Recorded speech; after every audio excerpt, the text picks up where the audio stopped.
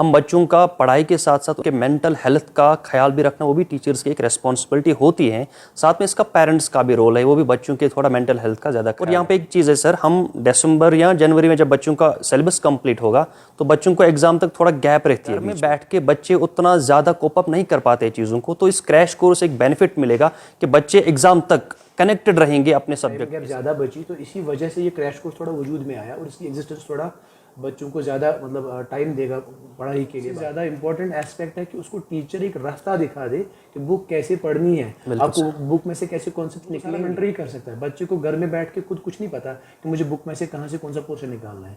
Ultimately अगर देखा जाए तो ये सारा 60% टीचर पे है, 30% 40% student. All the viewers, we are from Takshashila institute Anantnag and today's show is about crash course for 11th and 12th classes।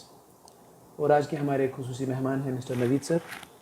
तो हम नवीद सर से जानना चाहेंगे कि जो हम क्रैश कोर्स हम कर रहे हैं बच्चों के लिए, क्रैश कोर्स क्यों है, किस लिए है, इसके फ़ायदे क्या हैं और क्यों इसकी मतलब ज़रूरत पड़ी हमें। तो over to Naveed sir, please हमारे बच्चों को बताइए क्रैश कोर्स पहले किस चीज़ के लिए है sir. Thank you sir. Actually Takshashila ने इस बार सर बच्चों के लिए एक प्लान तैयार किया कि हम 100 डेज़ क्रैश कोर्स प्लानर बच्चों के सामने ला रहे हैं सर।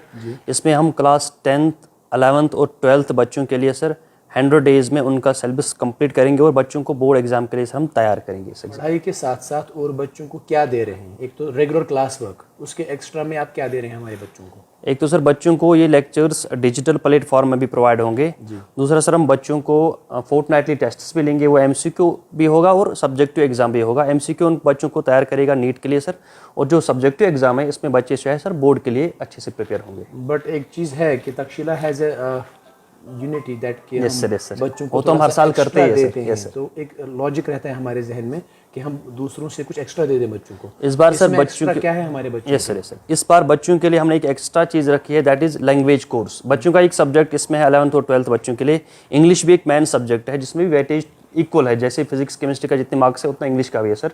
तो हमने बच्चों के लिए लैंग्वेज क्लास भी रखे जिसमें हम इंग्लिश का सिलेबस भी सर बच्चों को पढ़ाएंगे। और दूसरी बात यह है कि आजकल के बच्चे जो हैं ये थोड़ा परेशान हो रहे हैं कि हम कौन सा मटेरियल पढ़ें, कहाँ से लाएं, क्योंकि बाहर पब्लिशिंग बहुत कुछ हो रही है। तो आप इसके बारे में बच्चों को क्या राय देंगे, आप क्या दे रहे हैं? जो सर यहाँ पे हमें इस कोर्स में आएंगे, हम बच्चों को एक तो सर स्टडी मटेरियल प्रोवाइड करेंगे जो उनको बोर्ड के लिए पढ़ना है, प्लस सबसे बड़ा चीज़ जो है बच्चों का मॉड्यूल, चैप्टर वाइज मॉड्यूल भी सर बच्चों को प्रोवाइड करेंगे सर। तो उस मॉड्यूल में बच्चों को खास क्या मिलेगा सर? एक तो सर उसमें प्रीवियस ईयर क्वेश्चंस भी होंगे और जो चैप्टर पढ़ेंगे उस पे भी बेस्ड क्वेश्चंस होंगे।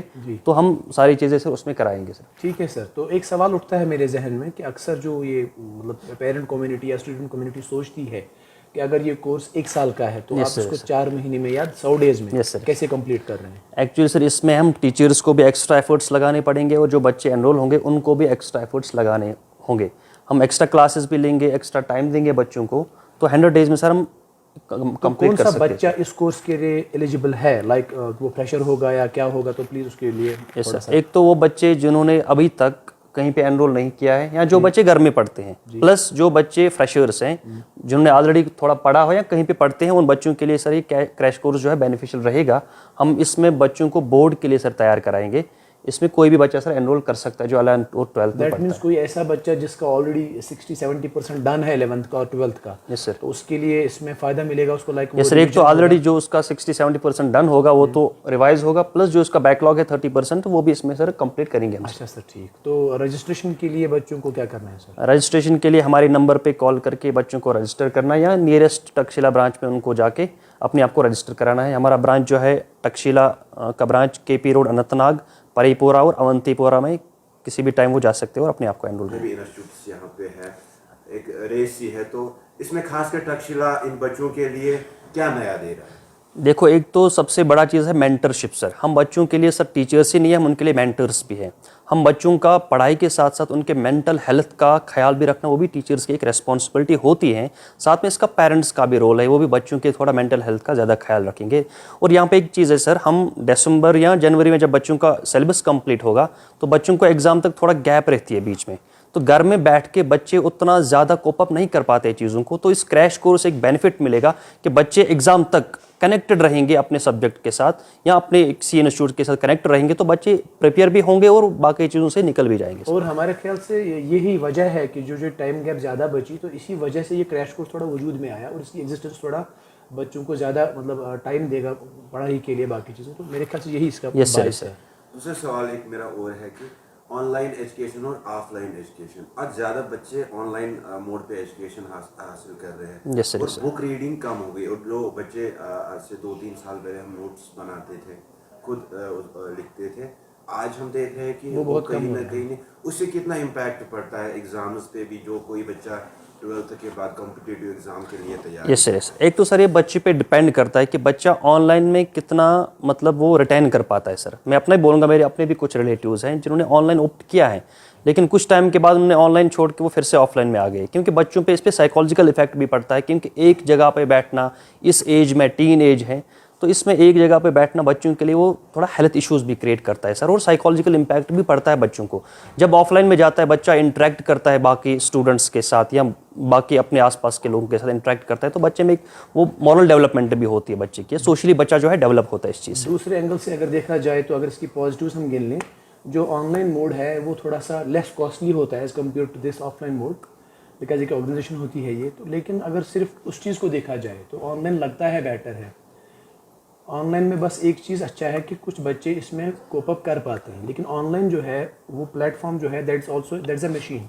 तो एक मशीन का जो एक इंटरेक्शन होता है एक बच्चे के साथ, वो उतना पॉजिटिव नहीं होता जितना एक टीचर एक बच्चे के साथ, because this is human and human interaction, वो ज़्यादा मतलब इफेक्टिव रहता है। क्योंकि एक ऑनलाइन प्लेटफॉर्म वाले डिवाइस को पता नहीं चल रहा है कि मेरा बच्चा जो ये ग्रैस्प कर रहा है कि नहीं कर रहा है, लेकिन जब एक टीचर पढ़ा रहा होता है फिजिकली क्लासरूम में, तब उसको पता चलता है कि बच्चे की एक्सप्रेशन से ही Yes, sir. मेरा बच्चा कितना इसमें से ले रहा है या नहीं ले रहा है। तो ये चीज़ ज़्यादा एडवांस रहती है।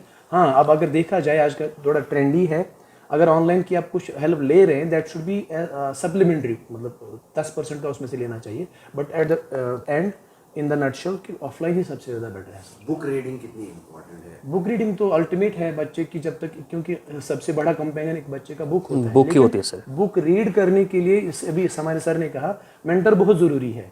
बच्चा सेल्फ स्टडी तो खुद ही करनी है बच्चे, वो तो है, बच्चा तो खुद ही पढ़ाई करता है, लेकिन सबसे ज़्यादा इंपॉर्टेंट एस्पेक्ट है कि उसको टीचर एक रास्ता दिखा दे कि बुक कैसे पढ़नी है, आपको बुक में से कैसे कॉन्सेप्ट निकलेंगे, तो वो तो सारा मेंटर ही कर सकता है। बच्चे को घर में बैठ के खुद कुछ नहीं पता कि मुझे बुक में से कहाँ से कौन सा पोर्शन निकालना है। अल्टीमेटली अगर देखा जाए तो ये सारा 60% टीचर पे है, 40% स्टूडेंट पे है ये। थैंक यू बेटा, आज आपका हमने टाइम लिया तो उसके लिए माफ़ी चाहते हैं, लेकिन आपके लिए बहुत ज़रूरी इत्तला थी। Thank you. एंड आपके डिस्क्रिप्शन में गूगल लिंक आएगी, उस पर रजिस्टर कीजिएगा। Thank you, have a nice day.